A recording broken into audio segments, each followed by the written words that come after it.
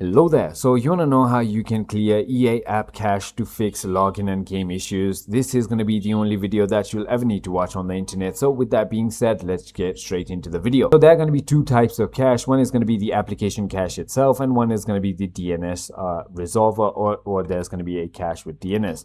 So the first thing what you want to do is simply go ahead and search for run on your search bar and search for %app data % and click on OK. Now once you've done that, simply look for electronic arts right over here. So it is right over here. All you need to do is just click on the delete, and that is it. The second thing, the DNS, you need to go ahead and head into command prompt and run as administrator. Click on yes and write ipconfig. Now once you've searched for that folder and deleted it, just go to command prompt, and then what you want to do is run it as an administrator right over here. And once you've done that, all you need to do is run these two commands, ipconfig space / flush DNS, and another one is going to be netsh space winsock space reset. So simply go ahead and restart your PC and your problem should be fixed. I hope this video was helpful to you. If it was, hit that like button and I'll see you on the next one.